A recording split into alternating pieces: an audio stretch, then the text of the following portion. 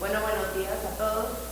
Es un placer para mí darles la bienvenida a la sesión final del curso Clima Radical 1, nuestra primera versión, Arquitectura Tropical, San José Golfito, en coordinación con la Universidad de Newcastle, y en el que trabajamos mi persona, Amelia Vargas, la profesora Lucia, Riba, la profesora Andrea, Sancho, y la profesora de la Universidad de Newcastle, Irene, Pérez.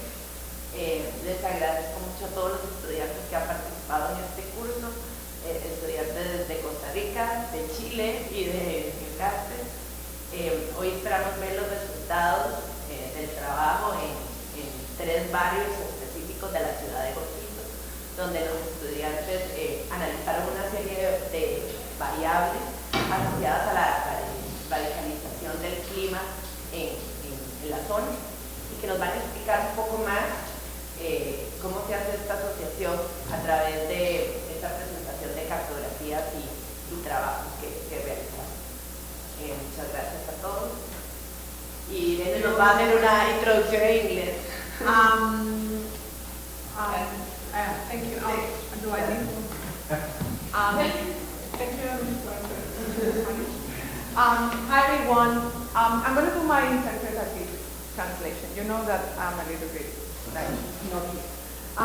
Emily highlights that this is a course that is a collaboration between the University of Newcastle and the School of Architecture, the University of Costa Rica. It's the first edition of this radical climate one tropical architecture that we would like to repeat in the future. Hopefully, this is going to happen. The student has been working in 3 different neighborhoods in Golfito.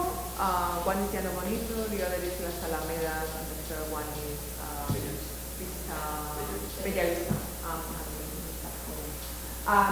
It's been an amazing experience. We have students from Chile, Australia, and Costa Rica. I think we had a great time. And before you are starting, I want to congratulate all of you, because you have been proving a kind of an amazing capacity to work together in different languages sometimes.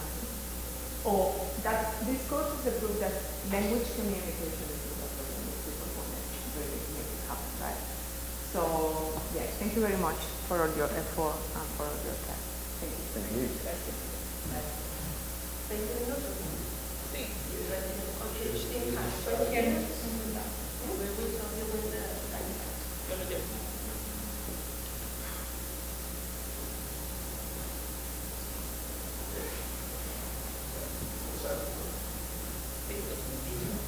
Good morning. We are going to present the flooding and future flooding water mitigation. First, we are going to explain our methodology. We started understanding the concept of resilience. Then we started identifying the problems, the main problems. We asked ourselves what are the current and future dangers of Llano Bonito, understanding the external and internal variables by making mapping and overlaying of information. We have some of these variables like sea level rising, heat increase, vegetation decreasement, limestone changes, and wildlife mitigation. And we have different variables we use to understand these external and internal factors, like social, environmental, historical, cultural. Then on the third phase, we asked ourselves what was the main problem. We identified this one as environmental factors. Then we made some prospective planning and scenario development. We made 3 scenarios: treat, embrace, and run. And finally, we will show you our strategy approach. So what we begin to understand where Llano Bonito sits, it sits in the Hernández peninsula in the Gulf Coast. Llano Bonito sits very separate to the other neighborhoods in Gulf Coast. And it sits in a very humid tropical forest as its life zone. And it has this really clear close relationship with the water and the in its current location. So when we start to understand these problems and the four factors that we have to address, these variables would help to inform what scenario and what strategy we develop for this community. So, starting with our social factors. There we go. So, when we went to site and we analysed this social space, we wanted to analyse how it was used. So, our main areas of social encounters were at these mangroves, sort of down towards the south, and at the park. There wasn't many people having social interaction with the streams. These two parts of the park and the mangroves became, the sort of focal point of this area and this community. When we continue further into the environment, it's so prevalent in this area, the issue of the mangroves and the water. The relationship between those two is fundamentally crucial for this landscape in this area. And so when we look forward to 2100, we can see this sea level increase and sea level rise, showing here both where the sea level is and how high tide flood area, the area of the issue basically. Then we have down here. So this mangrove is so important. It's so important for the refuge and the wildlife habitat. So if we were to estimate where this mangrove actually needs to move with this sea level increase in order to sustain its current habitat, we can see that over the years this mangrove needs to sit over the entire movement of the river in order to sustain its current habitat. Further in the environment, we analysed or we saw observations of the drainage system, and these all have different implications. One of the biggest issues on the site is the pumpkin drainage is straight out onto the street, and that they actually go straight out into the mangroves. So there's this great water pollution, and there's pretty well 3 different types of drainage, 2 of which have concrete. So the fluid rainwater is not seeping into the soil. However, it still will go out. And then you have a natural drain where the water is leaching into the soil, which is then in the groundwater. So this drainage system is something that is currently needed to this community. Then looking at further, this flooding risk, as shown on the right there, if a flood were to happen, a significant flood were to happen, it really drastically cuts off the ability to the rest of this community.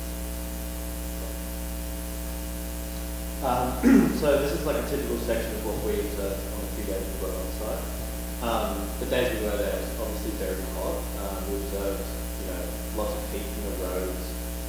We observed the housing typologies, which were typically the original USCO constructed houses, or they were the more modern concrete sort of built levels as a social housing project.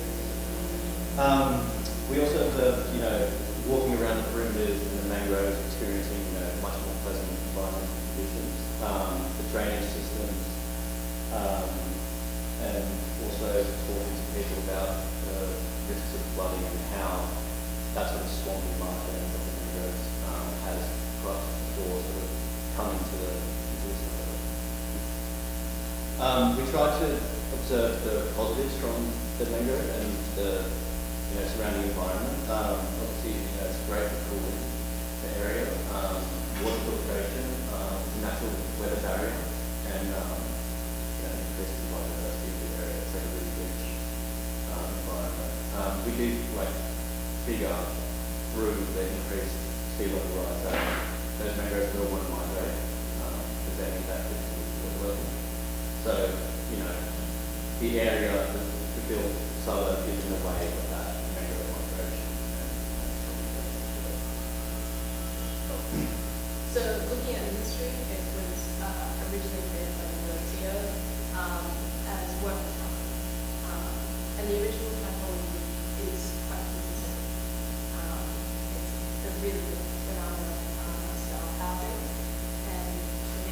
will show where these houses sit and where the social housing development in 2001 sits. And you can see the expansion of the site. And this social housing is quite a bit denser, and the original UMCO housing is bigger plots and broader area. Okay, now we made some sort of a diagram to understand what are these variables and problems and how they interconnect in each other. So we have the external conditions and the internal conditions. We have wildlife migration, vegetation decreasement, heat increase, economic value, environmental changes, and sea level rise. And on the other side, we have greywater, ecosystem contamination, illegal town expansion, lack of urban vegetation, and also urban heating. So we try to understand these variables and problems by our different conditions,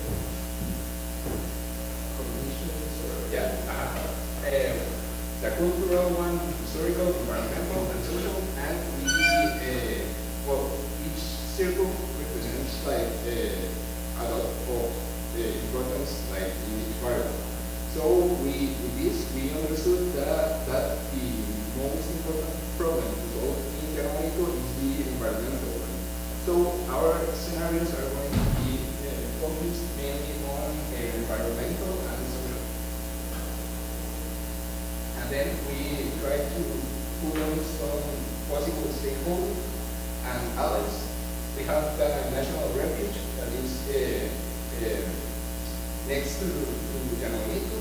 They can be allies because they conserve the tropical forest.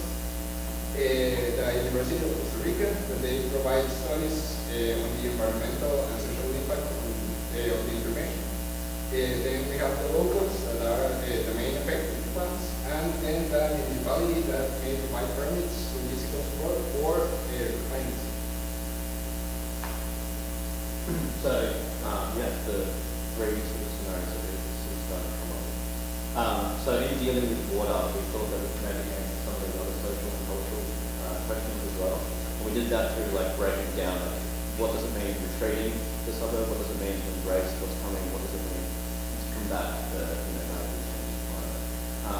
Some of them are like pretty average as far as economically retreating the climate, which is pretty hard to do.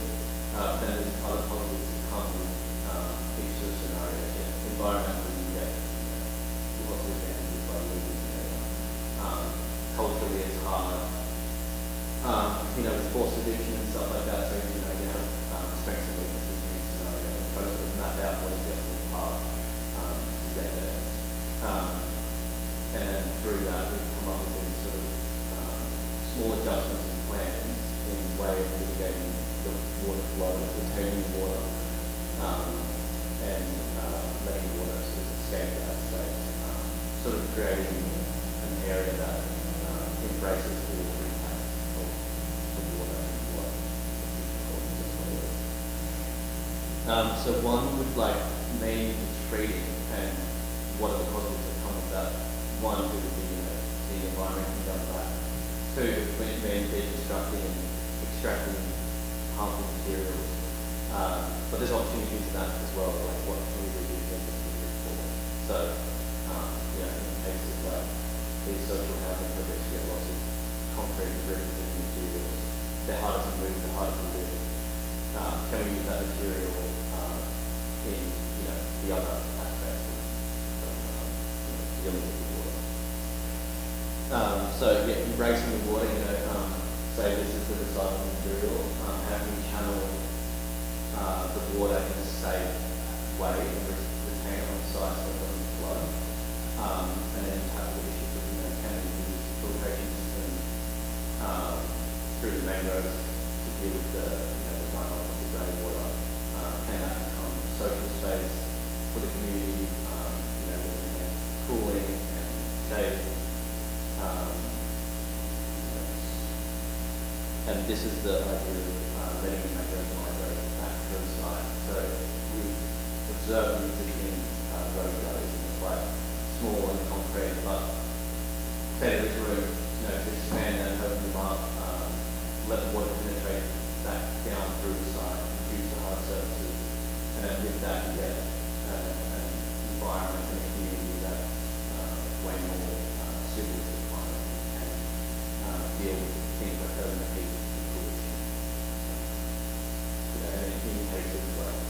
this heritage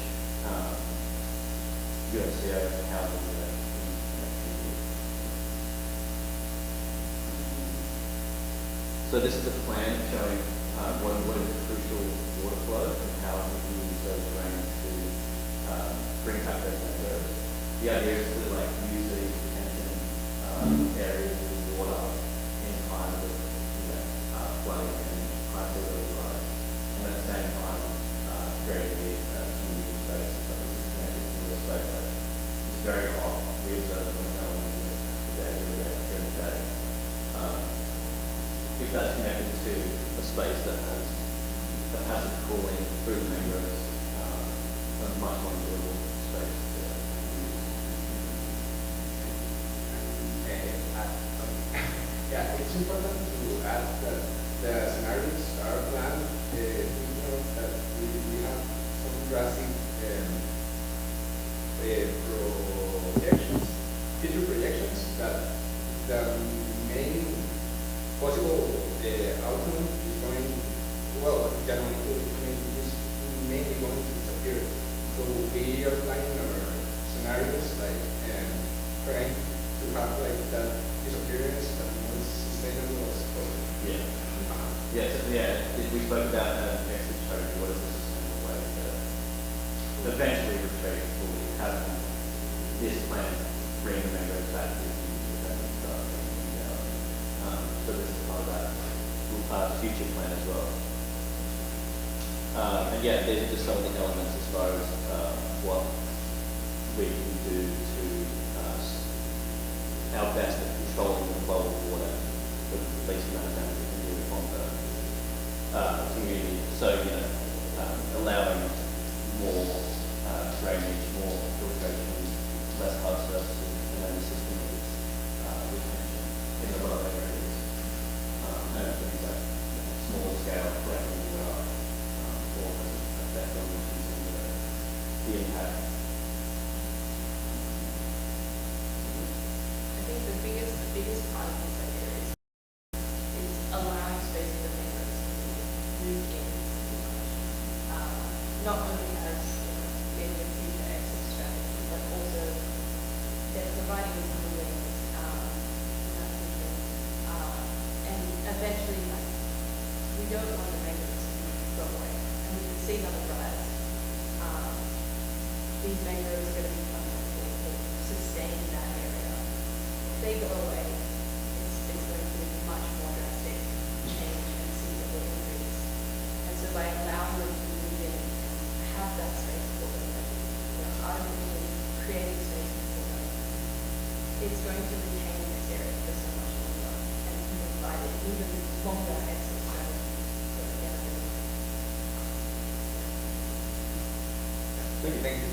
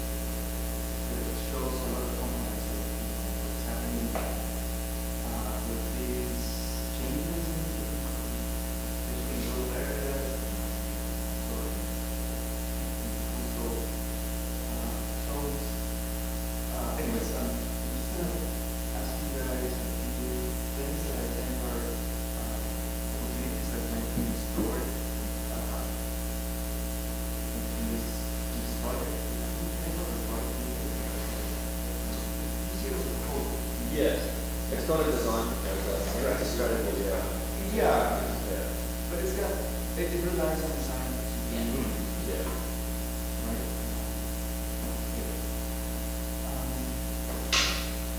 To me, well, I think it's quite important that you identify the settlement or small neighborhood that's surrounded by a neighborhood and what its possible outcomes when it comes to water flows and flooding and the increase of sea levels and all that. I thought I saw something that one of those maps that showed that it's safe when it comes to flooding, right? But then the macro, but in order for that to happen, the macro needs to be there, right? I can see that one there in the upper right corner. Like it's safe, but Yeah. the neighbors are defining part of that ecosystem to be part. Yeah. So you don't have that same. Yeah. Map, Well, I guess if this disappears, if the neighbors are moving up, this sea level could be a lot worse. right. With how we convert the soils. So right now, it's prevention, but it's like It's an estimation.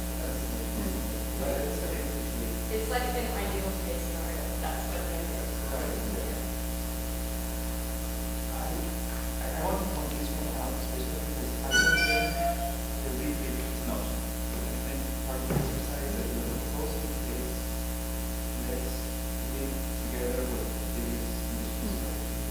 And maybe this is part of what the quality of the studio is. We don't need to repeat because there has to be another solution. There has to be, especially when it comes to social issues, right? We don't want to replicate other people. Did you mention about that? Who is there? How they live? What are they? Daily routines or income? Things like that, which I think that is also, it might have been a good addition to the explanation that also can think of possible problems that you might consider how do we think the neighborhood, not only in its infrastructure, which is great, but also how people use that infrastructure and how they move within the neighborhood or out of it. That being said, that if it is not an option, I believe in embracing brings a good balance. It seems like with cumulative assessment of the infrastructure and cumulative doing like very possible, cautious ways of recalibrating that infrastructure towards the white. When it comes to the right, you determine a lot of expecting ways in which those changes change completely the way the urban fabric is, the way architecture is built, or communicated, allowing for the actual mangrove to live with the city or neighborhood underneath it, for example, right? So in my view, I think the mangrove has been more like the protagonist of these rifles, like it being all over the place, showing it as if it was that now. But being together, just as a way to use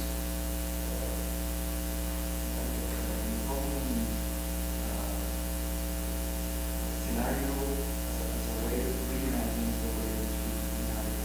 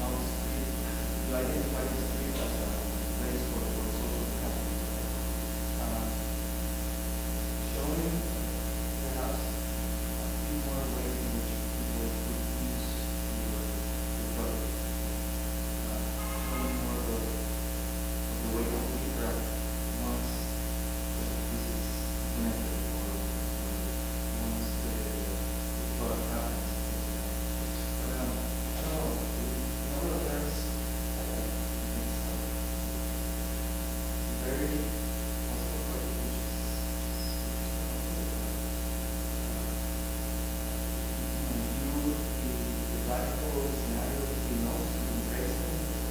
So I would merge those together and think of a more radical proposal. I don't know, mechanism I'm saying this, you know, it's always so I don't know if it's something that was discussed earlier, it's not part of the radical. So yeah.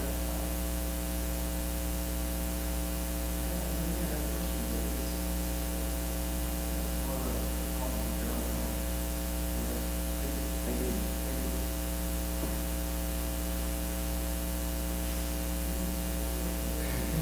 I would say just a few things that the longest players there's a lot of problems,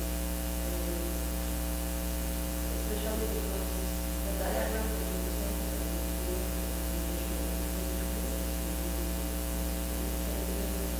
explain what is contributing, and I have a kind of important because I think what happened my presentation is that environmental, cultural, historical, everything is related to people.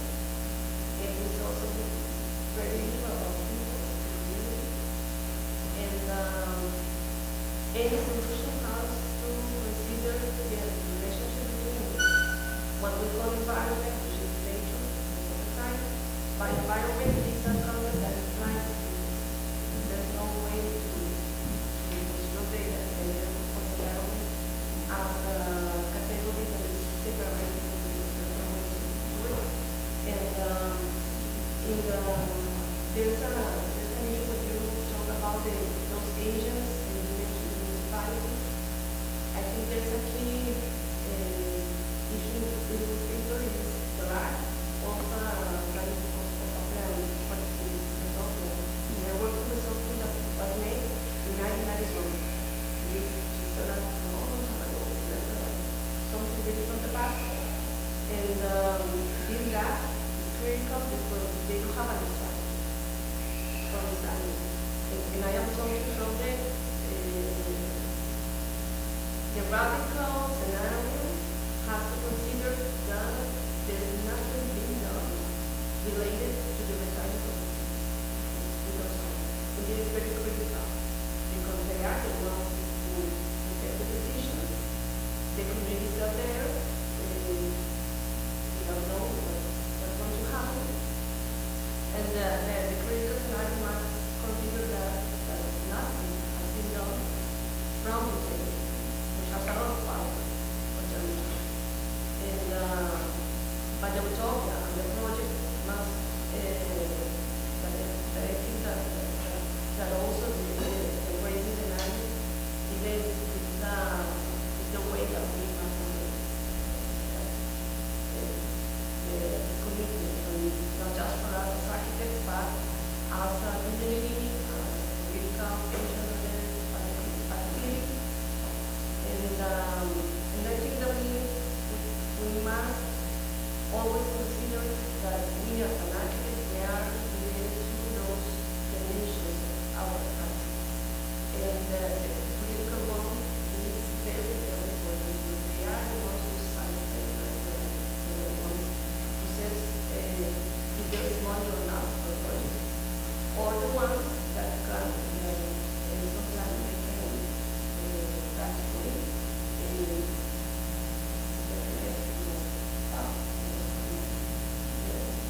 for example, in Confito, the plan for a big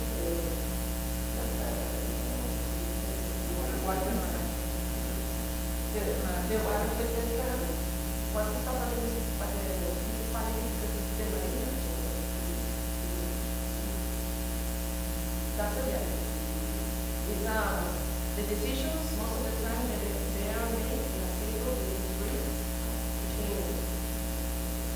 That's the reality. And that's why a radical scenario is our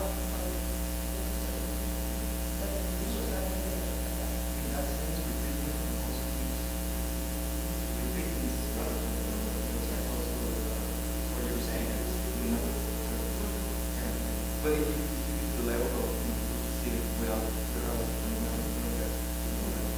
that in that sense, I think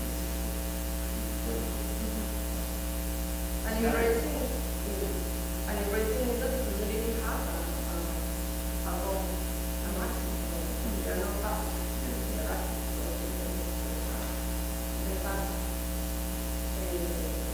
Vast response.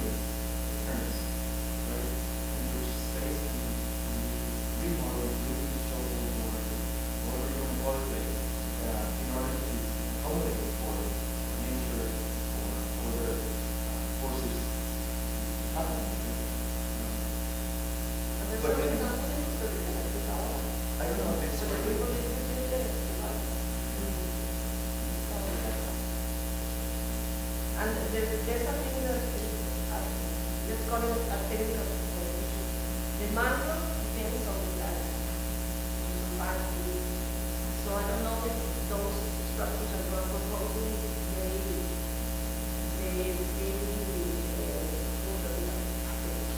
can function in that way, so the guys can go in and go out, the macro survive because they need it.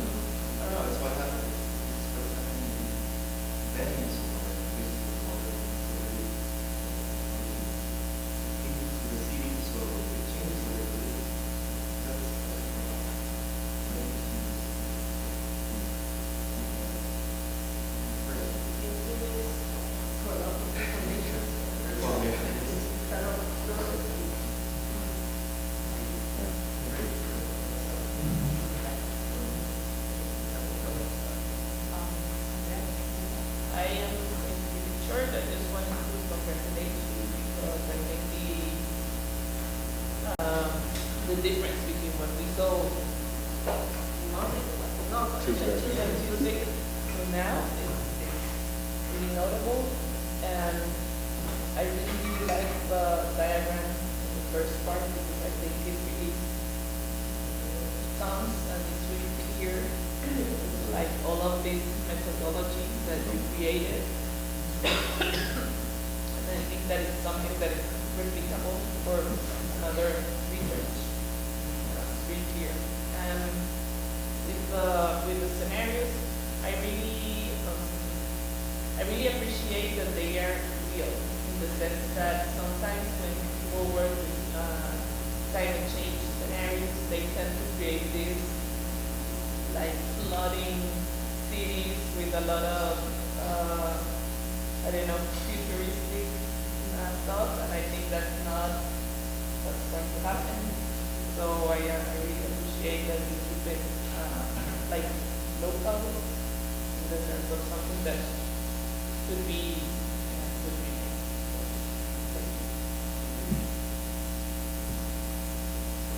Thank you.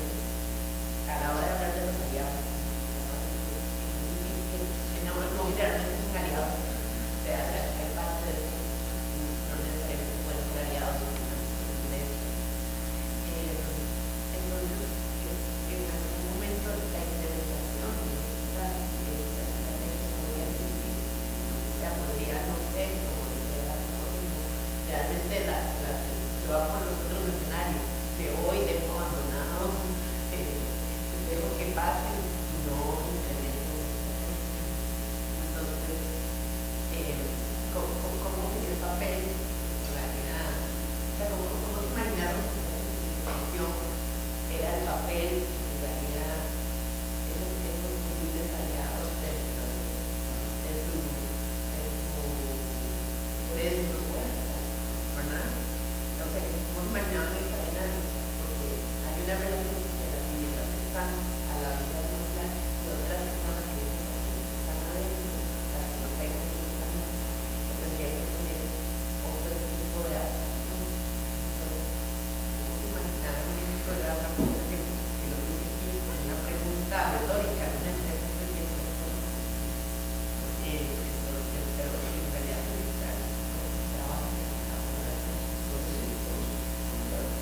pero en realidad para eso estamos, para comenzar. Bueno, algo me parece interesante para la pregunta, porque realmente ya hemos podido conectar todo ello, porque empezaron a hacer escrituras a la actualidad y o sea, tal vez no es lo más conveniente y tal vez nuestras condiciones son mucho más drásticas, me lo directamente dentro de la verdad, pero realmente hay una condición ya de, la relación entre las personas en general. Entonces, también eso cuando fuimos allá nos pareció muy interesante y creo que de ahí surgió mi tarea y bueno, tal vez con el tema de los aliados y todo esto, no estamos muy a fondo, pero creo que tal vez como el approach correcto sería que, bueno, actualmente dice que la gente ya está un poco más con todas las condiciones climáticas que están afectando al ser humano y todo. Y realmente se llama un pueblo de muchos muy vulnerables, empezados, más alejados, de estar como totalmente, bueno, no totalmente, no se como apartados, pero en toda la franja lineal del motivo. Entonces, a nosotros nos parece muy interesante por eso, porque es como, tal vez por ejemplo, que es un proyecto y ver una oportunidad de saber de cómo generar diferentes beneficios para los diferentes tipos de. Otra cosa importante es que el llamamiento está con los considerados nuestros recursos. Entonces tienen como toda una condición normativa que ya limpie, por ejemplo, hacer sistemas de drenaje y otras cosas, pero aún así está afectando directamente el recurso. Exacto. Entonces es como, así es un poco, o sea, como esta relación está. Entonces, se deben, todo lo que está pensando hacia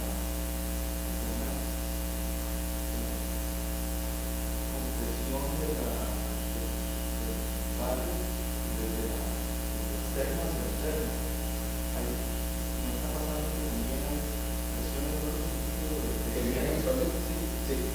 Digamos, ellos han empezado a hacer como los hacen a muchos hermanos que fueron y hacen un gran problema, digamos, y están afectando a lugares, hacen un montón de presiones. Creo que desde el principio, por eso estamos haciendo approach, digamos, de lo externo y interno y interno y externo. Esas malas condiciones y afectan directamente en el momento que el momento que no está afectando todo lo que rodea, pues directamente bueno. Entonces, no sé, es tal vez como, a mí personalmente la reflexión que me queda de esto,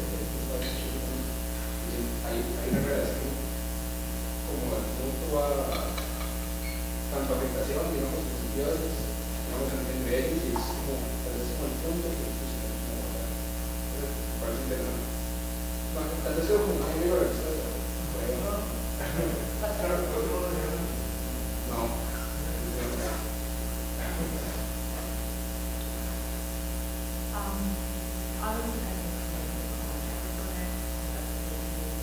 Well, I was listening to practice, right? Because in my sense, the final, we are speaking of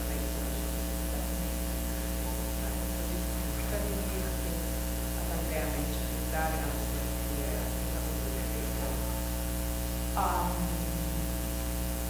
in my view, as well,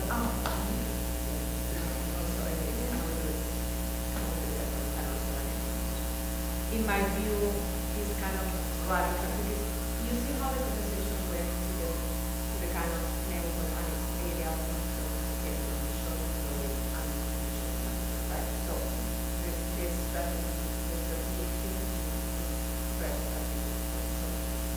eventually what I will do is we will put together in one single document all these questions, right? So because what we cannot visualize is the way in which the more the student arrives, the more the dynamic systems around what happens in the student arrives. This is another one of the things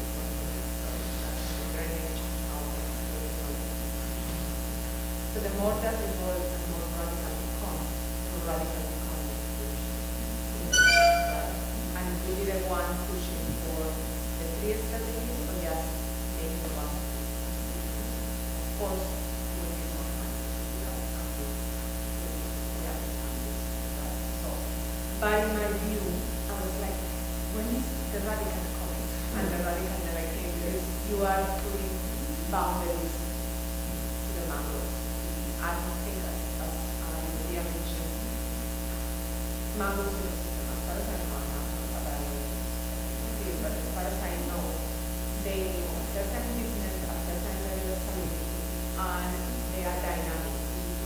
So you go to the final section and be short. You put this wall of fences, retaining wall, and constrain them into an area. This kind of dynamic. So you have done an architectural response to a dynamic. While, in a sense, this project is a little bit the other way around. So what can we learn from nature? In fact, we have seen a lot from nature in the years ahead. So, apart of that, and thank you very much for sharing your guys' We were the ones saying we want to work with you, identify issues, you identify the weaknesses, the beauty, and so on. Thank you. And Amy, sorry. Amy have been asking 3 questions, and I think Daniel can answer. But she has been asking 3 important questions. Can the mangrove survive with the community? Can they evolve and change? So Daniel responded that his practice is already not. Yes. Which one is the role of agents? So you show this diagram with 4 agents, right? What is the role of agents? Which is a little bit what was asked about. I can't really about the roles and the policy. And how do you imagine the relationship between work and life? Thank you. Thank you.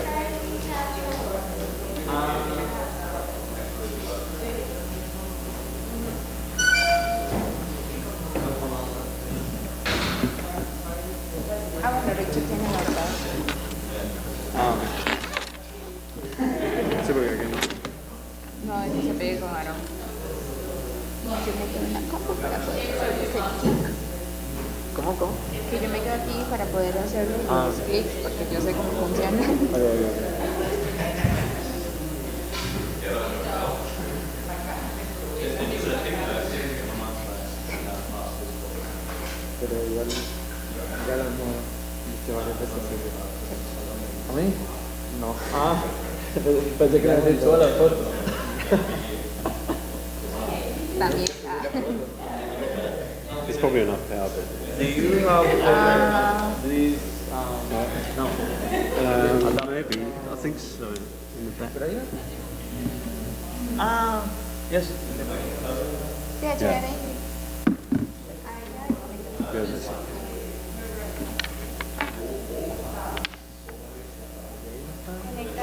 No, pero es que es otro. Era,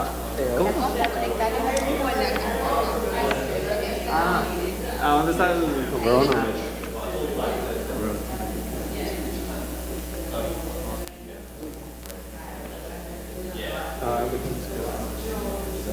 Is that okay?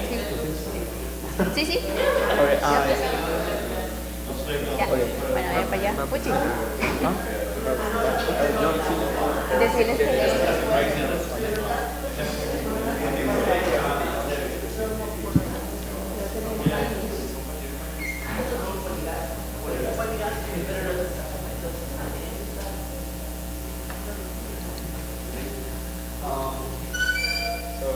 Good morning. We are Villavista, position, preposition, redefining human and territorial spatial order in the context of practical challenge. And if you want to be part of the genuinely presentation, you can have the floor. Yeah, and we reflect. So there's perhaps less emphasis on field work.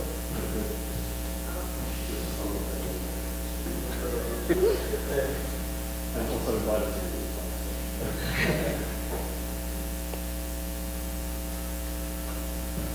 I'm sorry, and also some of us are going to Spanish and some of us Bueno, un poco sobre el contexto general de dónde nos situamos, nos estamos envueltos, ¿verdad? Como ya bien sabemos. Y un poco de la reseña como de población socioeconómica queremos como recalcar que, bueno, dentro del cantón como tal hay 44.000 personas residentes. No obstante, solo 13.000 personas de ellas laboran. Y encontramos un dato muy curioso que es donde el 89.8% de estas trabajan dentro del cantón y solo el 10.2% se desplazan. No obstante, dentro de la producción como tal, o el enfoque económico de los hitos, esto se centra en el sector terciario, ¿verdad? Entonces, ¿cómo vemos esta influencia de la economía dentro de Bellavista como tal? Esto lo podemos ver acorde a la visita de sitio que pudimos observar, ya tienen como mucha información sobre estos aspectos, en donde vemos que las principales economías o los principales como patrones económicos dentro de la zona son estos de restaurantes, apartamentos, tiendas y cosas así. Entonces, eso es algo que tenemos que tomar muy en cuenta.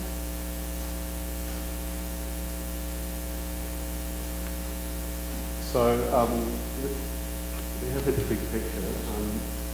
This diagram is territorial and urban spatial scale, spatial order analysis that we employ to set the narrative for Bío Bío conflicto to understand past, current and future dynamics around the four main themes, again, cultural, typology, environment and economic factors in the context of radical climate change. So we set this on a timeline with on the left, this historical determinism, with that line of the United Fruit Company for its departure in 1985. From the aesthetics of comfort from Solano Mega, we understand the geographic determinism of coastal tropical context that is informed a Bremer termed grey spatial architecture of extractive industries where plantations, settlements, trains, ports and harbours are serving foreign capital. These relationships. This in turn has informed the balloon frames, timber, adaptive architecture typologies characterised by awnings and wide eaves. Arranged for oversight but also hygiene, comfort and well-being. This again positions the cultural dominion of the working class as an ethnic working class suburb, segregated from the power and privilege of the American zone and Foreman's residences now UCL. On the right of the 1985 UFC departure, one will see the vast extension of the colonial destruction model of the environment on a global scale, driven by fossil fuel-dependent economies, the underpinning of radical climate. Layered under these primary forces is a detailed understanding and coalescing of the narrative, where oceanic and land-based hydrologies and their subsequent impacts are redefining spatial orders by way of imposition and reposition, which is the title of this research. The precarious strip of settlement lands between a vast ocean and a mountain range, renders Bahia Vista a vulnerable community. With the 2023 study showing increased exposure and sensitivity threatening adaptive capacity. With the departure of UFC, foresaw a period of economic decline. With this new autonomy came vulnerability and the beginning of a re-identification process.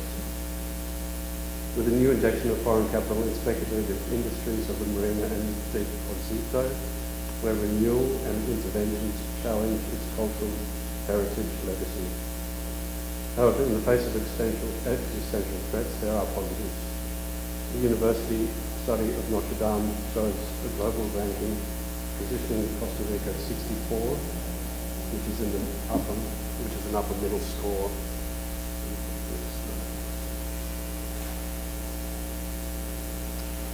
And this is the departure point for our proposal. Bueno, en torno a la cultura y a las dinámicas sociales, digamos, de diagramas que hizo en base a observación y entrevistas del lugar. Básicamente, por cierto, y su dinámica pasada. Veis que su dinámica social funciona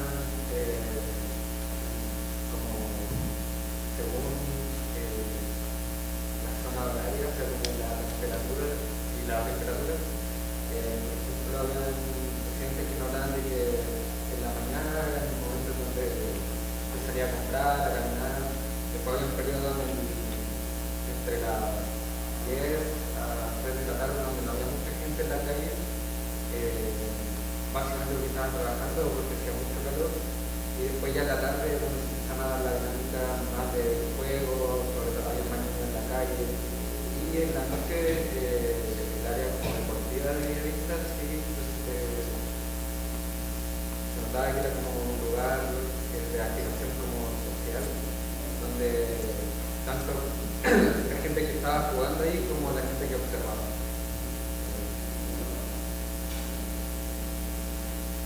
Okay, and now about the landmarks and risks. We detected the possibility of landslides here and here, and also the sea level rise projected to 2,100, that it's going to wipe out the marine.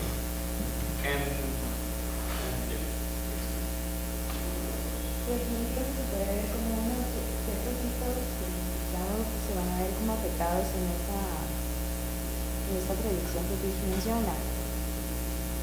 De hecho, aquí viéndolo como más en sección, es donde identificamos una zona de residencia que es la que se va a ver menos impactada por estos diversos riesgos, o sea, el incremento del nivel del mar o esta tendencia de deslizamientos por una sala descontrolada que se está desarrollando progresivamente dentro de la zona. Entonces tenemos este espacio donde se llama, o lo denominamos, zona de resiliencia.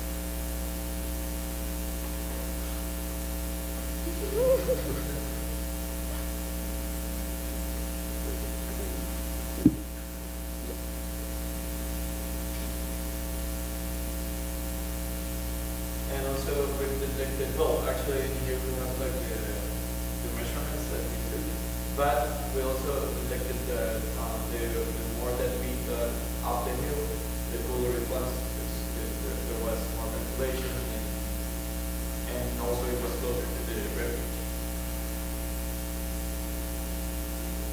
Incluso a través de la comercialización, estas zonas donde identificamos como las diferentes temperaturas también dependían como diferentes factores que eran como la apertura que tenían las calles, la cantidad de vegetación que había, que en este caso, dado que esta era la zona más caliente, podíamos ver que las calles eran aún más anchas y no había tanta protección por parte del espacio público como tal. En cambio, en la zona intermedia, los edificios, o bueno, en este caso las casas como tal, provocaban cierta sombra entre sí al tener como canchas más angostas. Entonces, esa zona tipo, era como una parte de transición dentro de esto respecto al climático. Y otro lado está la zona de la colina, donde teníamos la principal como sombra de la zona, que era el refugio, que era un gran manto que ventilaba y ayudaba con las brisas que venían desde arriba, como los incidentes o desde el nivel del mar como tal.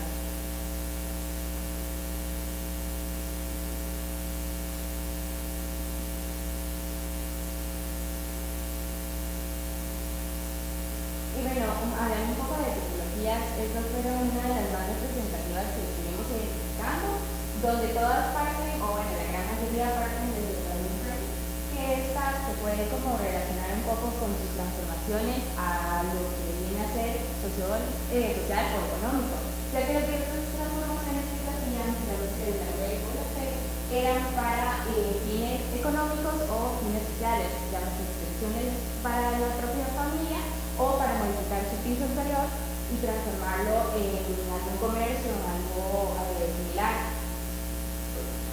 Also equipment that like really critical addition that Bellavista has been developing because they have these built-in constructions that they are building on the green areas, so they're gaining roof area and less green area that serves as a cooling system. So incluso esto que menciona mi compañero se puede ver como detectado entre los diferentes protocolos que se encuentran como transformaciones, que son como esas primeras filas, que es donde tenemos como lo perceptual como más caliente o lo más caluroso. En cambio, los de arriba, que son ya como construcciones nuevas de concreto o cosas así, ellos siguen permaneciendo como parte de su espacio verde, al ser construcciones totalmente nuevas. Entonces aquí tenemos un poco como una macrozona de cómo se desarrollan las viviendas. Tenemos que las Docentes se desarrollan principalmente en la parte principal, ya que hablando un poco históricamente, estas eran las casas que iban para los candidatos obreros y de mayor rango de posición, ¿verdad? El diagrama es sencillo, pero esto es un poco de la planificación de lo que percibimos de la cantidad de viviendas que están hechas completamente de madera, completamente en concreto, en otros materiales, ya no sé, llano, piso, y en concreto y madera, donde es una como interpolación entre concreto abajo en su piso inferior y madera en su piso superior.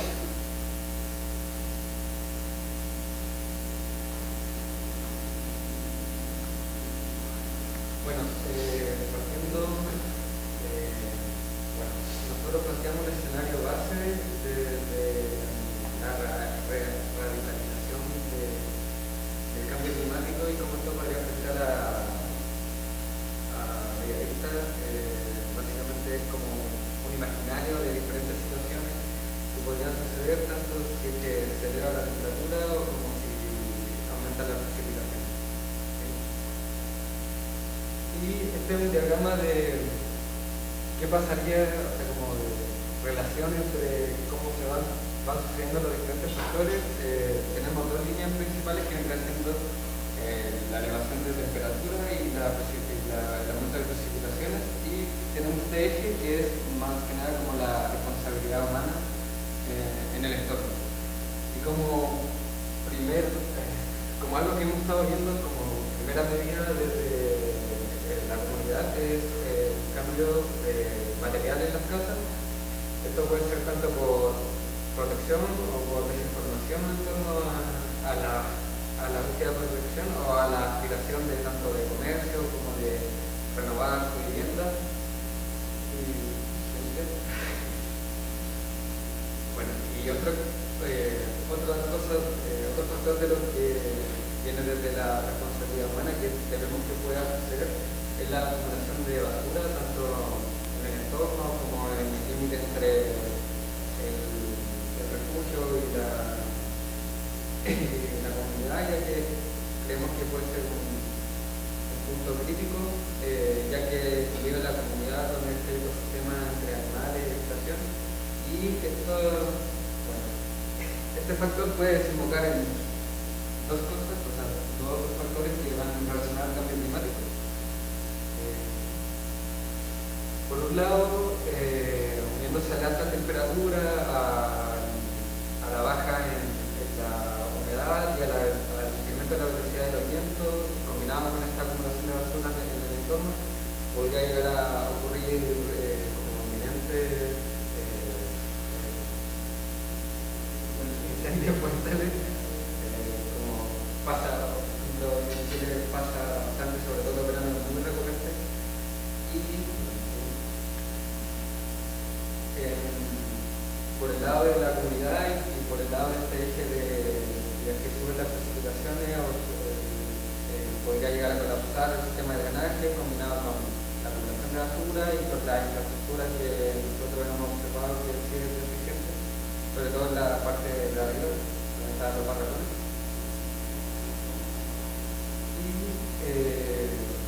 Bueno, otra cosa que hemos detectado que va en combinación tanto de la responsabilidad humana como el cambio, como con la alza de temperatura y la transformación del espacio público y como esta combinación entre transformar un espacio público en hormigón y la alza de temperatura podría llegar a tener como efectos devastadores tanto en la percepción de la temperatura y la calidad de vida. Y como algunos mencionantes y compañeras, uno de los ejes principales de esta responsabilidad que termina en la reforestación responsable que se ve, hay diferentes noticias que han sucedido a lo largo del año en Bélgica, o sea, a lo largo del año en Bélgica, ¿verdad? Y esto en combinación con la alza de precipitaciones y el efecto de la lluvia sobre todo podría generar los deslizamientos que es un riesgo para el ecosistema y la comunidad. Estos son anomalías que se podrían volver regulares, lo que tenemos.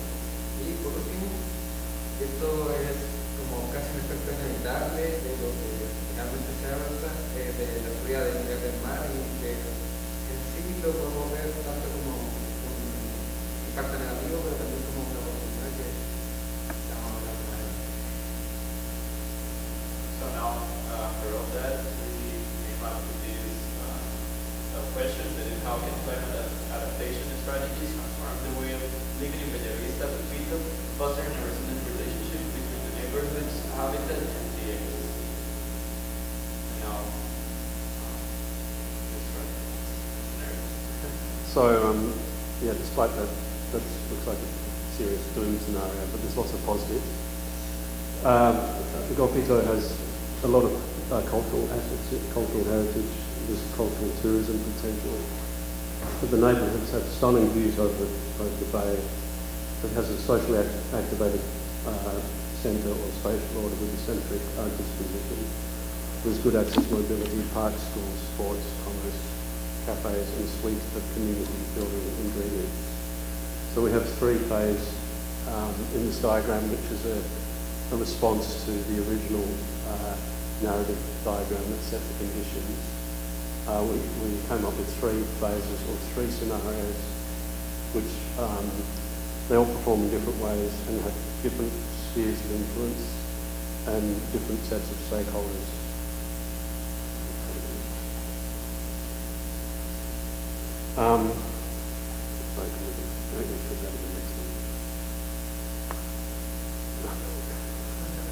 This one little, yeah, sorry, back. It takes, there it is. So this is phase one, which we called an activator, or you're basically planting a seed for behavioural change in the community, so it's low investment, small cost, and it's reflects a kind of social urbanism with parallels of community engagement, co-authorship with similar scale that parallels the urban renewal project in Avendaño. So what typifies this is a public space activation where increasing temperatures was evident as a predominant in-view response. We proposed interspersed strategically positioned passive cooling towers that somebody might want to have on the map, proposed for heat mitigation strategies, green shade dominance and perhaps misting systems with water storage. But perhaps more importantly, the social fabric. This is the resilience building approach through engagement and public space activation. They also act as light features, we'll see that later. Landmark lookouts, we also propose an environmental hub in the school, which is centred there, with education around the environment, radical climate change, cultural heritage, and strategies to address these issues. So phase 2.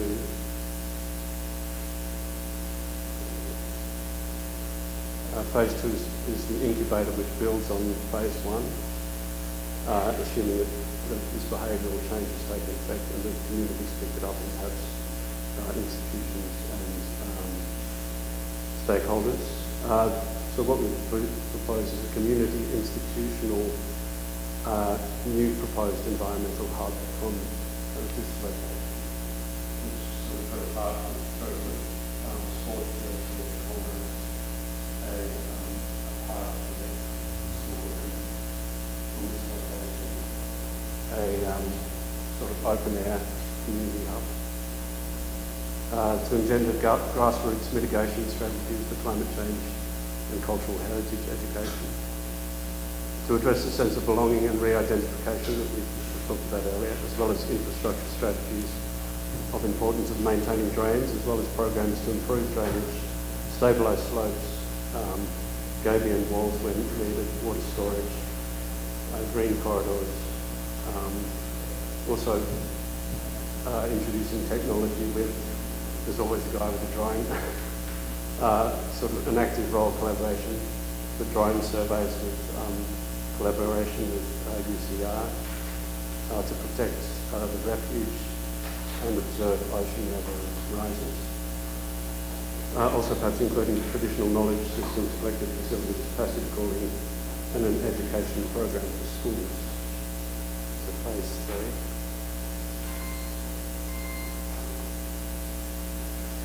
Phase 3 is a utopian consolidation on a territorial scale. The last one is urban, requiring political and institutional stakeholders. This is a broad brush visionary framework for further heritage conservation to stimulate a robust social fabric, improvements to public space and infrastructure to build community resilience, community farm networks addressing food insecurity, territorial reforms such as continuation of risk of reforestation projects. In terms of the environment, with the marine expected to succumb to sea level rise by 2100 or earlier, there's an opportunity for Bay of Reserve for a Havana-style El Malecon, opening a new connections to waterfronts, and also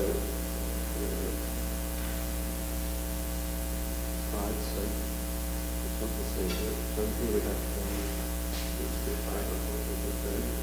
forming house the lower parts of the neighbourhood, the community centre, and from here a new proposed main road site and a boulevard style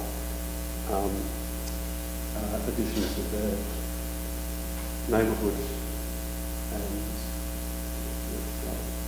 And here we see all the elements of the design brought together, addressing and responding to the conditions of the site. Thank you.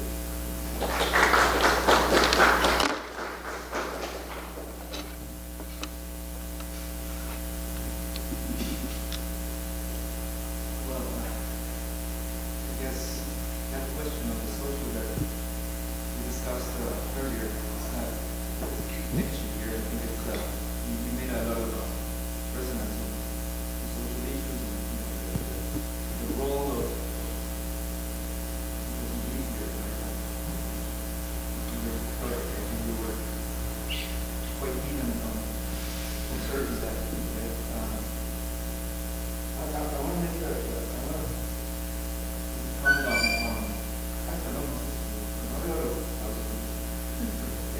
comment on it seems to be a strategy of pattern making that we utilize in the Arista, which is the way you located these programs and the places, the way these little icons were placed on site, which I assume were strategically located, knowing some areas. Because the nature of the drawing, it may take a while to understand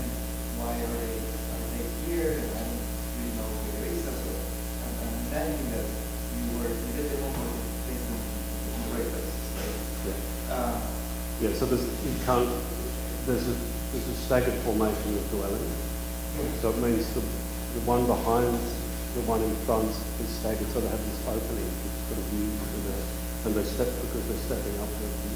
And I noticed, yeah, that you placed some of them in some of the important streets, and some of them are located in front of the coast of where the stadium is. And also, this is why I wrote patterns, because it seems like they were put there in a way to, as a way to intensify what's already there.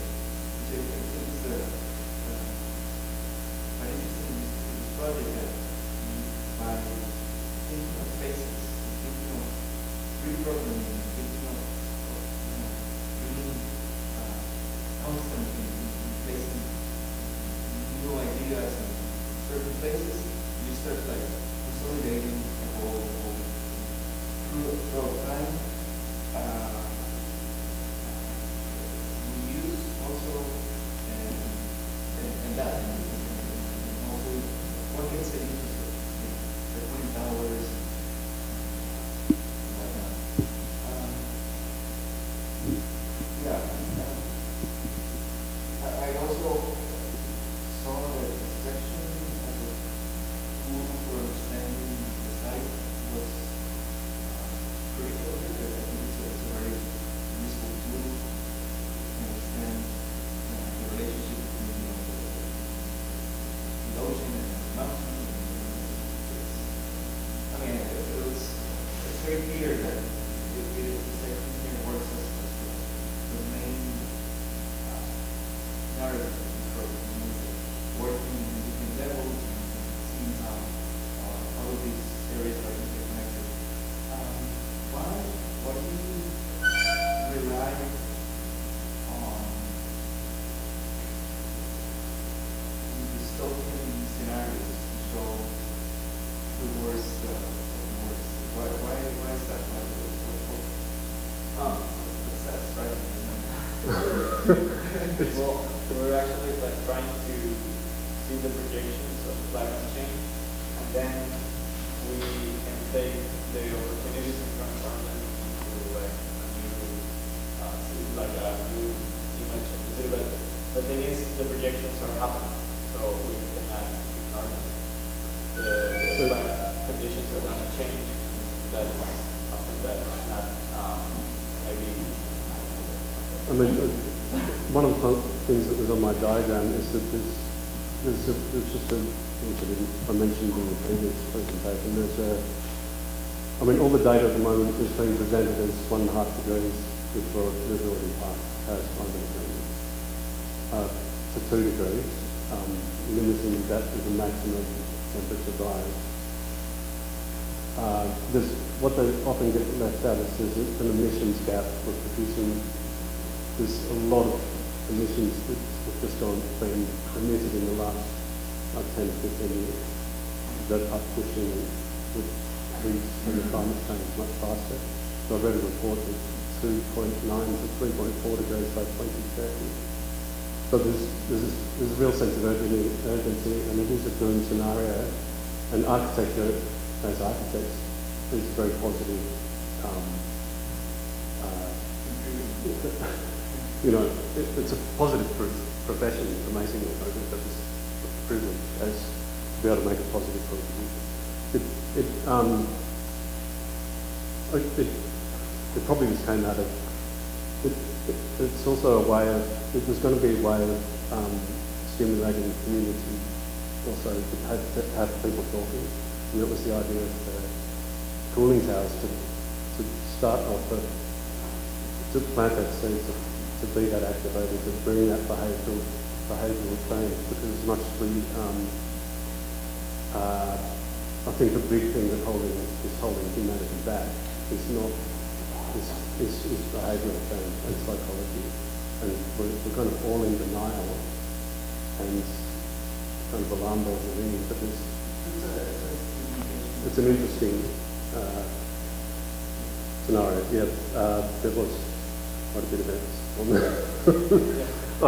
So I mean, I'm perhaps a bit more positive. I think with I think there'll be more evaporation, more moisture, more rainfall, because there's more heat in the oceans.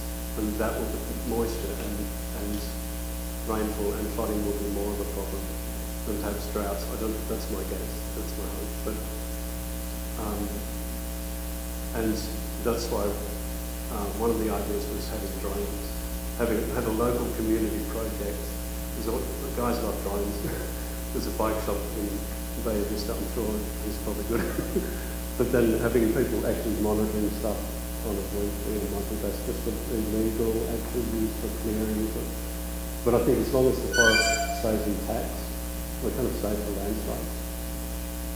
I guess the other cultural issue is maintenance and drainage, and the community understanding how important those drains are, and contributing to just basically by keeping them clean, the drain philosophy, things like that, which activate the community. The behavioural change is actually taking us to people taking us to. So that was the idea of those cooling towers, because people are going to meet, and there can start off with just little information posters or plaques where people will start talking, and then from there the idea is that it rolls into something bigger. I may suggest something else that just to be added maybe later as part of the strategy, because it's something that the previous group told us that they live in a way if they included something that contains and limits the neighborhood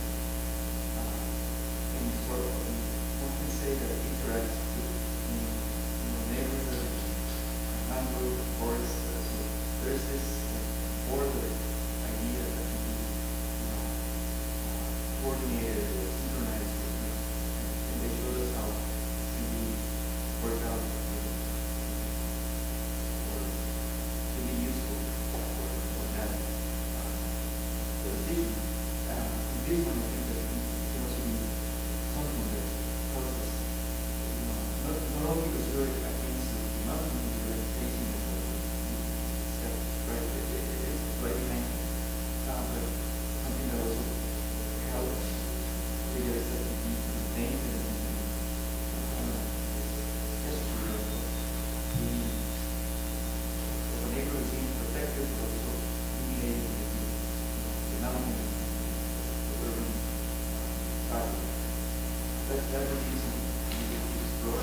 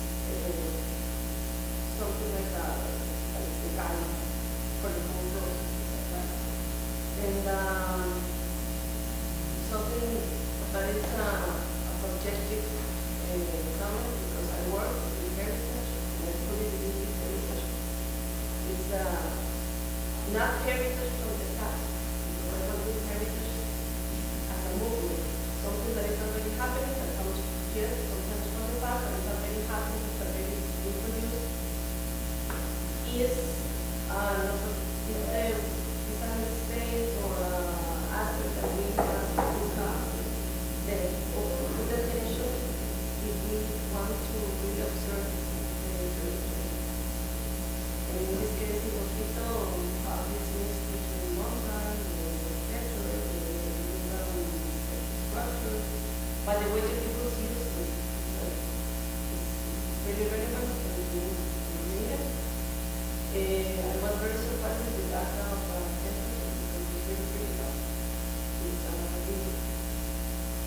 So for you all, imagine that this paper is going to be hired in April.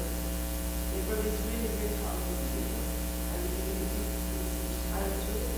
So if you find out that it's April 28 or something like that, next to the park, it's going to be after that. So you have to think of those phenomena, environmental condition, and maybe you can affect it. It's not a geographical, it seems to be different. And I think that it's also a key point that you are considering this community as the leader. The community is not just an act, it's nature, it's something that must be part of the equation for the community to be based. So I think that it's important because I think it's that how have sometimes a negative position related to people being involved in power and politics. And I think that the people is the only one that they know the reality, they have to live with the condition of this territory. They are the ones who are using and using skills. And but they are not most of the time the ones that are really affected by the decisions of others. So considering community as a base is really important. And something else, the base and the central transformation is proposal. Because yes, we have demand and environment, but you are always talking about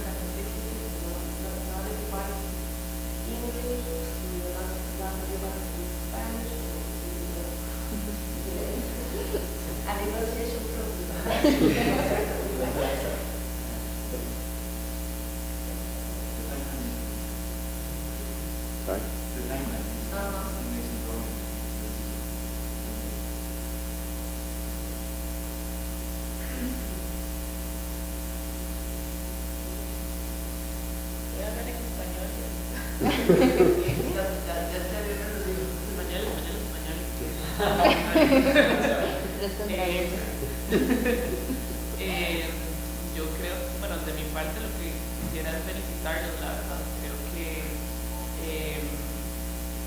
la presentación es muy buena. Además, lo que decía Lucia, en el sentido de que creo que a pesar de que hay una barrera de lenguaje, cuando ustedes presentan el trabajo, no parece que haya una barrera, sino que se nota que es un equipo y eso no es nada fácil de lograr, menos en un grupo en donde tienen 3 semanas de conocerse, ¿verdad? Entonces creo que eso es algo que es importante reconocer. Y en general también siento que hay como un traslape más fuerte entre los distintos parámetros. O sea, sí, me parece que mencionan como muchas cosas de la parte social, también mencionan de la parte ambiental, de la parte política, económica un poco, y creo que los gráficos que usan o las imágenes que utilizan se complementan muy bien con el texto, como que ninguna de las dos está sobrando, sino que hay como un vínculo directo entre una y la otra, y como lo mismo, como una visión, vamos a ver, como positiva sobre lo que se puede hacer, pero a la vez es real, ¿verdad? No sé si pueden poner la imagen que tienen, que sale el Barbie, solo tiene una pregunta arriba. How can climate adaptation strategies transform the way of living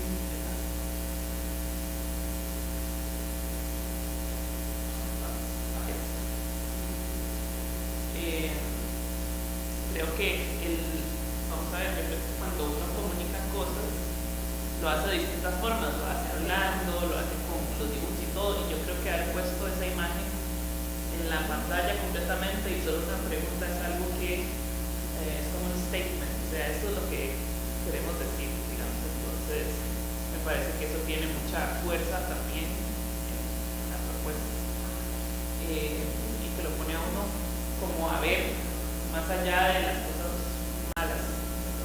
También me parece muy bueno como que ustedes identificaron un área específica sin ver como el barrio aislado, por decirlo de alguna forma, sino que están analizando como toda esta franja y lo que va a pasar cuando aumenten el nivel del mar, y analizaron cómo cambian las temperaturas conforme va subiendo y todo, y esta zona de resiliencia que menciona, o sea, cuál es la zona que tiene más probabilidad de sobrevivir, por decirlo de alguna forma, y cómo eso es una oportunidad. Entonces todo eso creo que son como cosas positivas de la propuesta, y en realidad esos son como los comentarios. I just was saying that I really think it's good about the project, that you all, like, you see the dialogue that is clean, even though you only have like 3 weeks of knowing each other, and you have different backgrounds and stuff, and even though that's the case, you still see like everything goes on, and also that I think the balance between the graphic information and the written information is really good, because it complements, and it's not like something's missing or something's like, I don't know how to say that, but so random material that nothing is like over the idea. And I was talking about this image because I think when we made all of our presentations and our dialogue and everything, we always make it a statement. And I think this part of the presentation is a statement.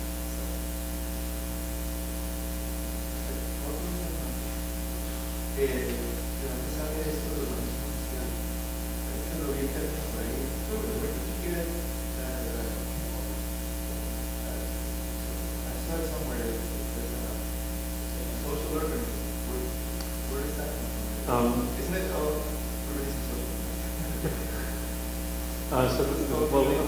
I read just literally a day ago, 2 days ago, we were talking about the project that we suggested we look at the urban renewal project in Again in Colombia. So, yeah, we spent a lot on that, and they were different strategies, obviously different scenarios, different conditions, different challenges. But it seemed like the right word to use, because I think if we are going to survive climate change, we need a really resilient, socially strong communities, a strong fabric.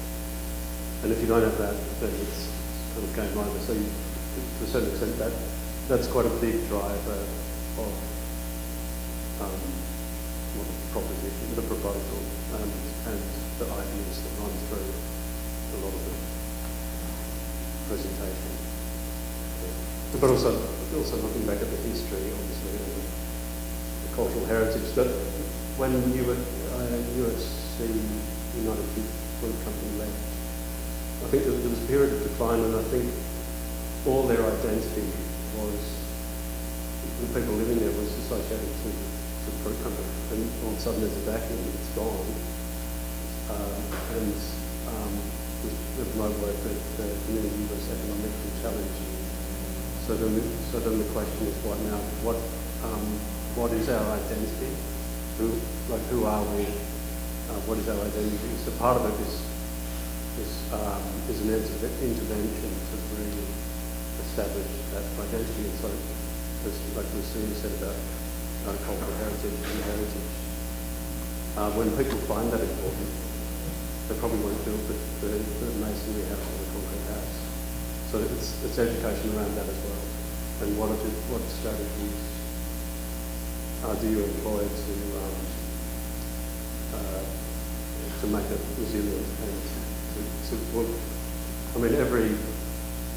there's so many working class neighbourhoods around the world that have been preserved and become vibrant neighbourhoods.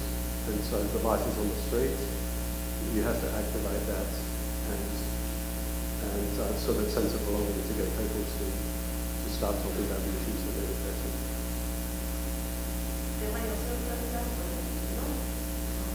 Ya se me olvidó qué era.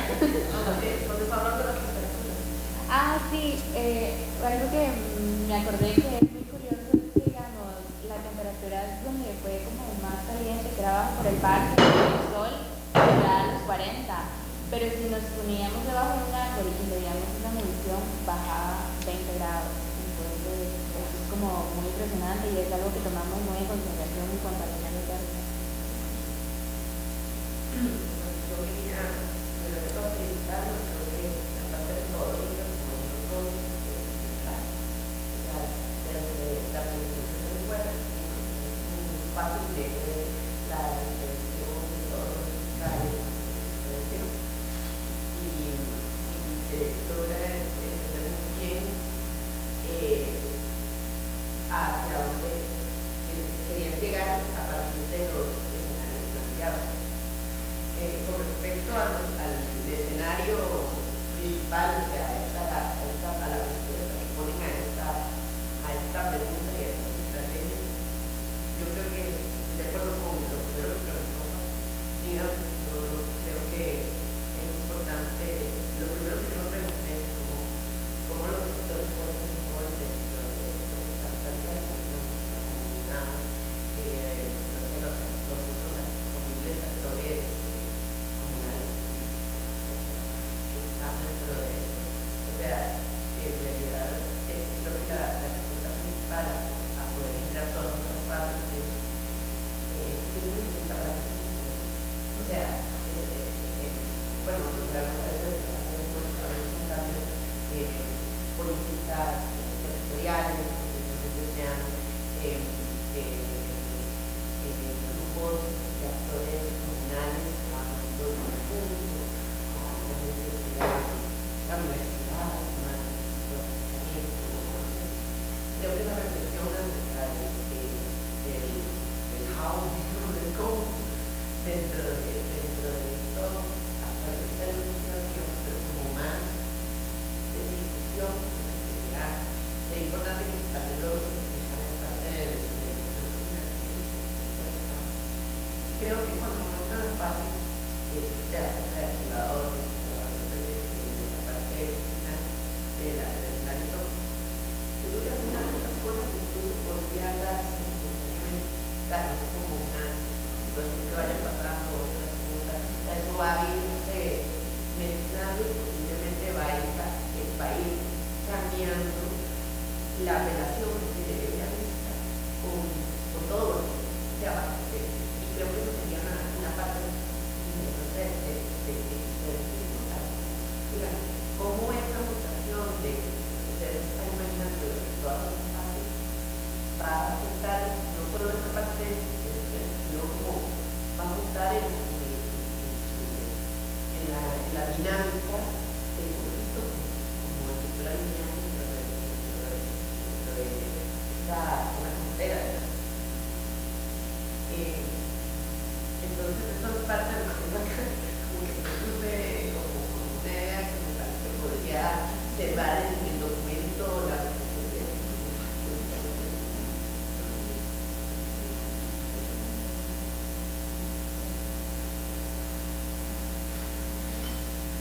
No sé si quieren agregar.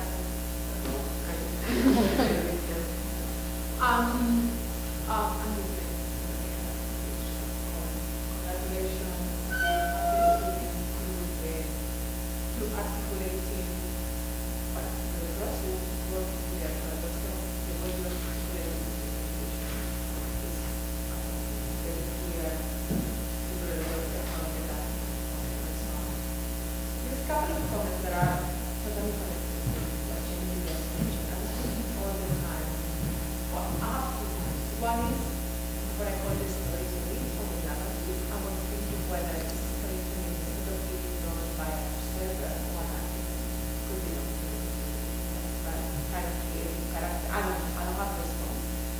thinking that the only bit that I miss is like this kind of space, right? So you put yourself in an environment we are very well articulated, so you can go on top of the, I think we should go on top of the campus, all let's see what we can do for people, right?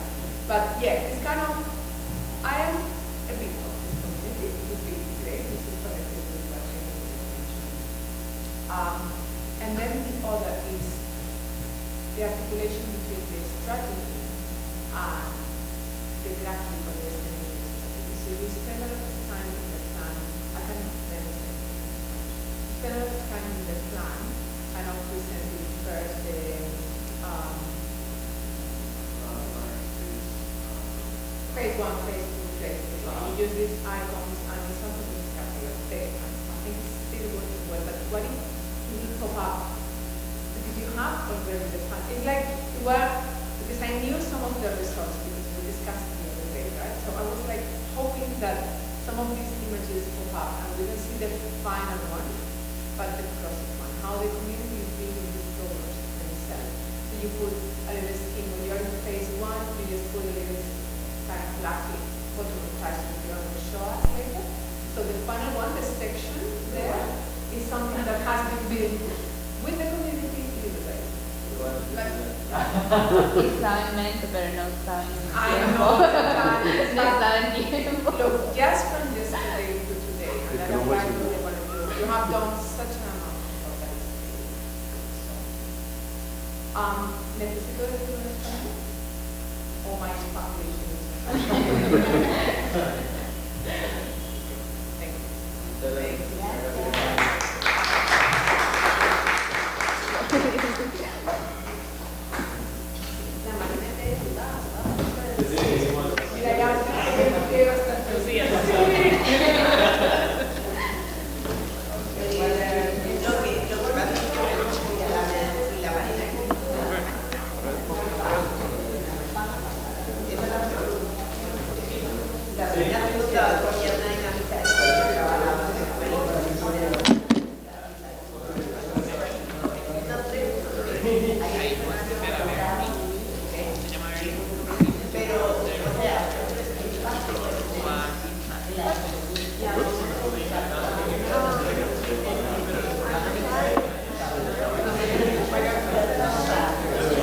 Just look at the dog.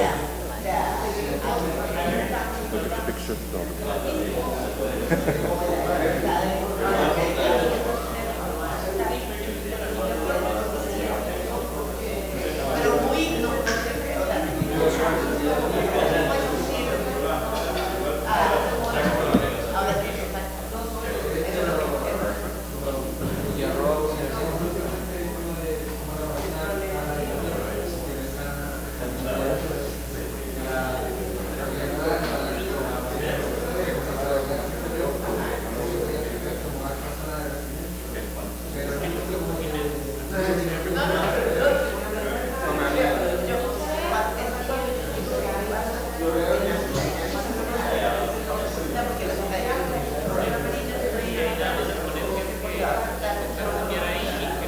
Suerte.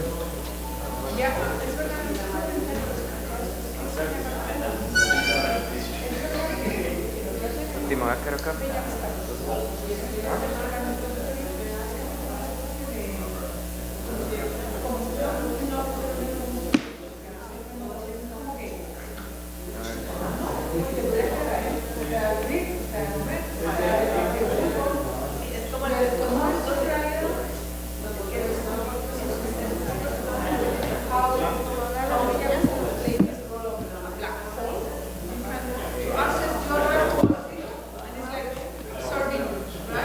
Right?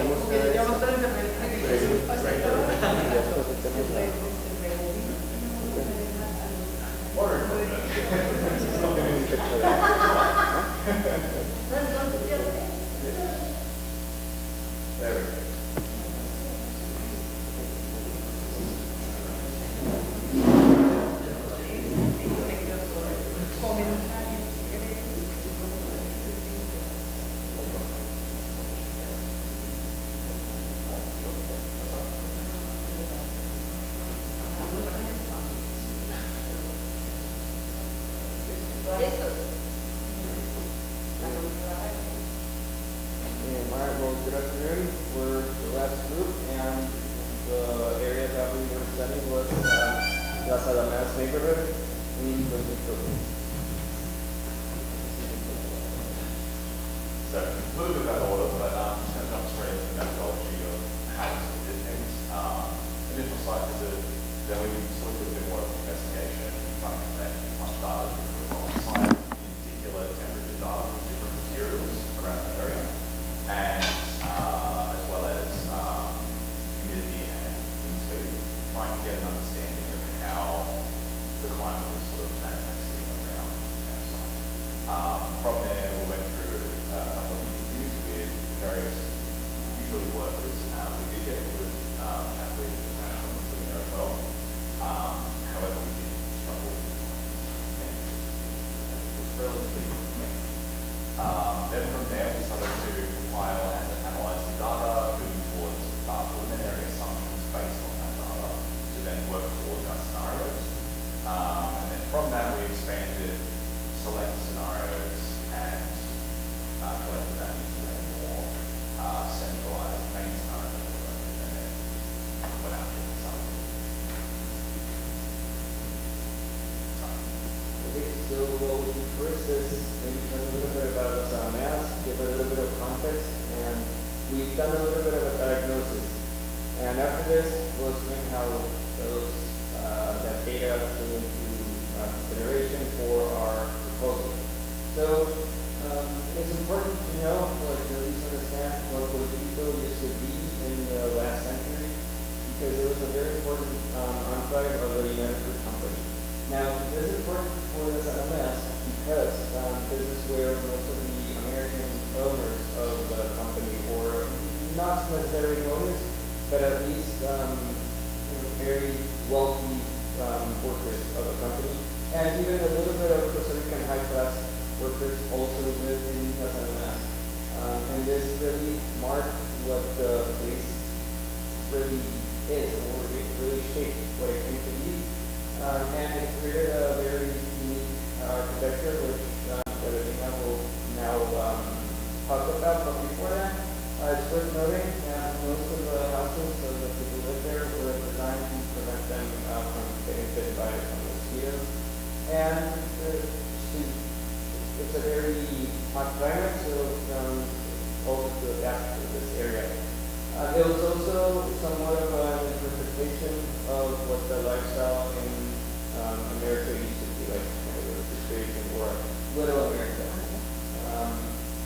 And besides from that, we'll move on. Okay, obviously Costa Rica and the district of Mexico. So now we're going to start with the defining. Here, there are some of the pathologies that we found, and those pathologies we want to make like a category of chances to survive. It's not like they're not going to survive in case of flooding or landslide, but just it's mainly related to location or the architecture. Also here are one of the most important findings that rising temperatures is related with materials, with the hours that we were out. Also the contribution of mangroves and water diversity, and in another section we can see that this zone has mangroves and the wildlife. So it makes like a bowl of nature. Then we noticed that it reinforced the systems that people were told us that the problem with flooding in case of, for example, tropical storms. Also, heritage houses work of renovations, decorated property owners, economic dependence on tourism, because that home we found, for example, one mini market, and that's everything like exactly in that zone. And the other activities were house renting and hotels. And something very important is also that it's nearby the deposit. And the people that go to those hotels, yes, are the people that want to go, for example, to the migrant.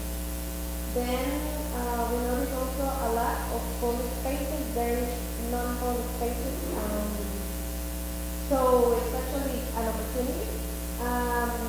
Less education in the last 20 years, and the slopes related with hierarchy and race that's related with the history of the United States.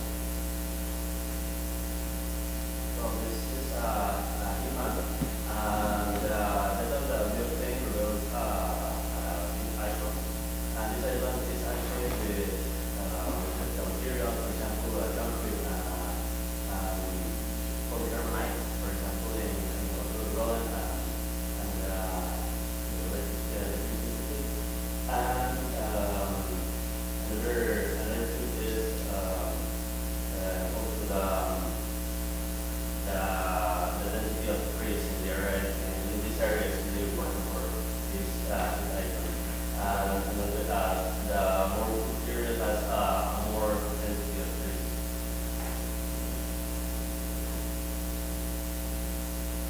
Now there's another factor that we must account, and this is the threat of the high rise. So this one right here represents what the sure sea level is. We can take it as sort of a baseline for a level 0. And this one right here represents the threat that could potentially occur in the area within the next 50 to 80 years. So you see how the color goes.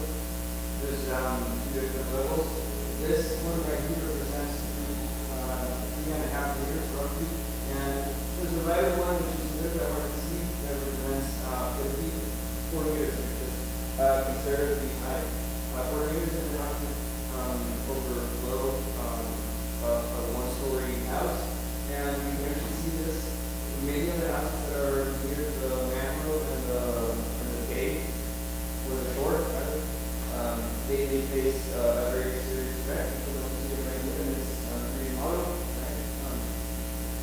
And we can also see it in this section right here. Maybe they won't fully submerge, but it's at least enough so that they can be permanently damaged and abandoned by the people. We also have on this other side of the section that we can see right here, the biodiversity slope. So we combine the percentage of that slope with an increased amount of rainfall, which is also projected to happen within the next few years. There's a big risk of landslides. So what we have in here is the cave or the shore has a threat of flooding, and the slope, the mountain, has a threat of landslides. This tells us that the safest area in the mountains of this right here, which could work in one of the scenarios that we will consider. So one of the ways we sort of established the baselines for our first scenario was looking at the increase in terms of greenhouse gases and sort of keep them based on expected response. So ignoring is not going on unhealthy lives, like just continues on the environment, worst case scenario. And then resilience is some people care, they put a bit of effort into it, but kind of middle of the road, and then embrace is trying the best to counteract and sort of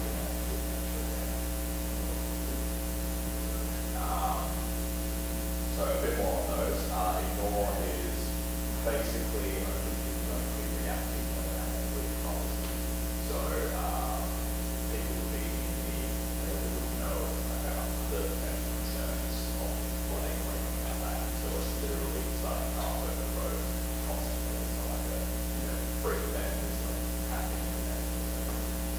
During this scenario, we expect that there's a bit of effort to adapt, but it's more still prioritizing those people who are in more of an economic situation to be able to afford to react, whereas most of the people that live in the lower sections the defensive and embrace is everyone coming together for more unified response. And our final scenario, like a combination of scenarios,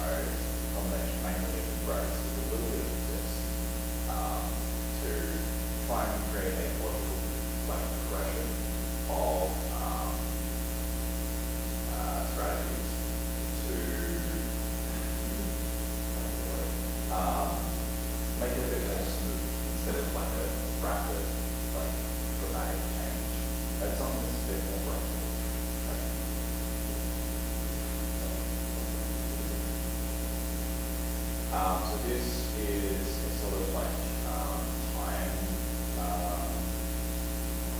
graph or idea about how we expected things to sort of progress through the data reflected like global climate conditions. So how much increase is expected in the best scenario. And then data reflected the research, so what tropical storms affecting the area, what biodiversity loss was expected compared between 1970 as well as economic conditions such as language change and what that potentially had effects on around the same time, such as who owns what facilities, as well as potential strategies for improving conditions as well. Hello, this is the map of the main scenario. We can see well, the following area. This is transportation. We have the mountain transportation to the extension of mangroves and protection area. Well, the idea is first for the following area, that is in the main road to the another road. Or there, the yellow line. And another thing is all the buildings that we're going to have the problem with the flooring is well, displaced and provide that material for creating our things. For example, food space. It is like a lot of space here that already are abandoned houses that we can use for create a food space that's important for the church because it doesn't exist already any something like that today. Another thing is green corridors to connect what was there and mangroves and create like a better system for rain and the animals and well this food space and representation of the areas of the garden because well like in this map the density of the trees is really important for the support of the people. Well and there we have the Vancouver airport area. The idea is replicate this airport in another because it's a problem for the wildlife and reverse this area for people. So this is another point of view of the main scenario, like the 3D view. It's kind of in a sketch way, so we can see the actual some ideas. So we can see the reforestation of the wildlife refuge, and that reforestation of the wildlife will connect with the corridors that we were talking about. These corridors are going to be the idea is them to have like a domino effect. If we reforest it, that's so there's going to be nodes for pump spaces in the zones that we identify as abandoned with a lot of opportunities. Then it's going to be some panels that they are going to receive some of the water from rainfall and in case of flooding. Also, the fences are going to be eliminated for that because if we have fences, we're going to be able to make like these fingers that go through all Alameda. Something that we should repeat is that we know that more houses are going to work with air conditioning. The drainage development is really important. They are going to be connected also with the dams. The deposits and the hospitals and the economy are going to be really more related to the community, to local business. For example, like tours all around Alameda, so we know that there's a lot of heritage. So if we have those tours, the houses that are, for considered as athletics are going to be like, they're going to have more attention, so they're going to be better taken care of. Also, some likes to control the tide, that's also distracting. But they're not going to be like really aggressive, they're going to be related to academic and research institutions.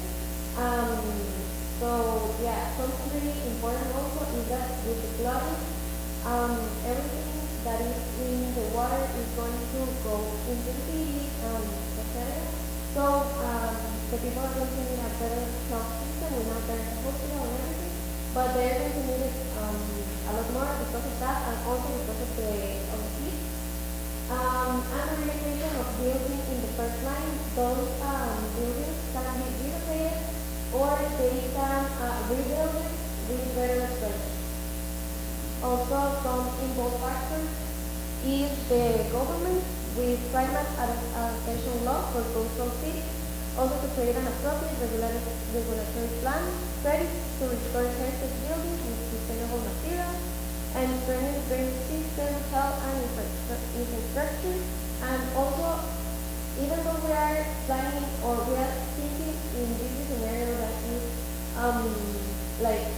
we're going to think about one of the best in the world.